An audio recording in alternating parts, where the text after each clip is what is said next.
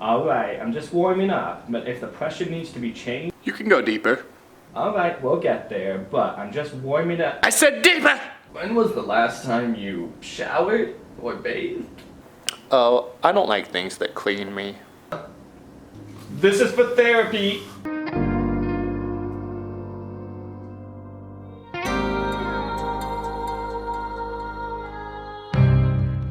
In our field of massage therapy, we're gonna handle a lot of different people. Usually over 1,000 people a year, meaning we're gonna go through a lot of different sessions and a wide range of people.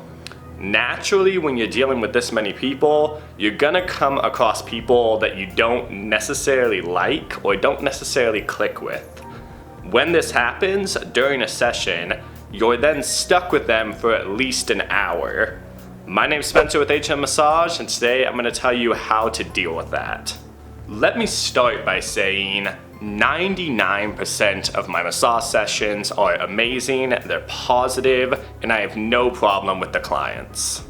It is very infrequent, it doesn't happen at all that you get dirty, bad, or rude clients. But it does happen, so here are a few tips to go about the clients that aren't so great and you still have to give them the massage. Number one is, if you can, ignore it. If it's something that isn't that big of a deal, maybe they smell really bad, maybe they're a little bit fidgety or they're moving a lot, maybe they kind of always fight against your touch.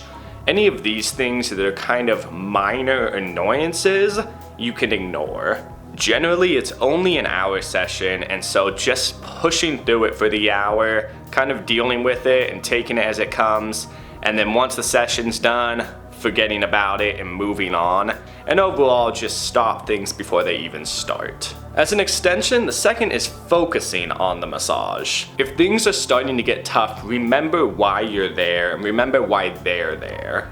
They are there to get work done, to get their pain fixed, to become healthier and have their bodies optimized in a natural way, and you are there to give that to them. So focus on that. This is especially good if somebody is snappy or kind of demanding. They might even be a little bit rude and kind of telling you how to do your job. That's slightly a pet peeve of mine when they do that, because literally our only goal in mind is to help them and make them feel better to the best of our ability.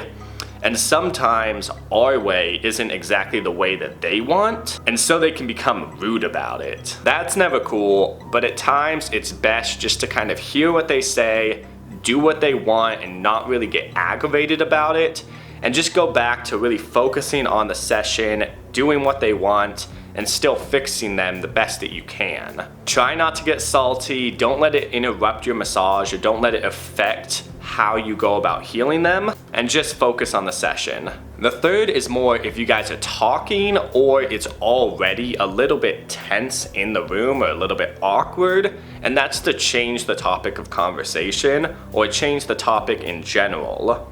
It can also help just to stop talking and focus on the massage. But if it's already past that point, changing the conversations to very general, non-opinionated topics can really help to kind of reduce the tension and reduce the awkwardness. I remember one time I had a 2-hour session with a guy, and I had never seen him before, and we ended up talking about guns and religion.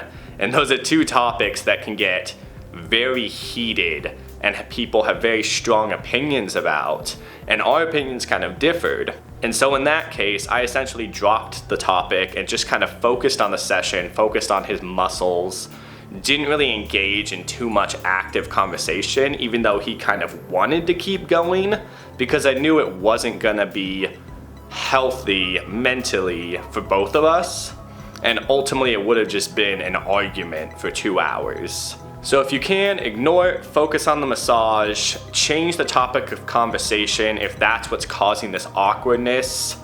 But if all else fails, remember you can end the session at any time. A great thing about massage, although we are helping people in a customer service sense, this is an opportunity, it is a privilege, not their right. So it is still your session, and especially if they are being inappropriate or creeping you out, you drop the hammer on them. Or drop the elbow. That'll make them shut up. Kidding. But dropping the hammer, ending the session is always an option, especially if things are getting very bad in the session. If they're being extremely rude, they're intoxicated, or they're trying to touch you, any creepy, inappropriate things, end that session and get out of there.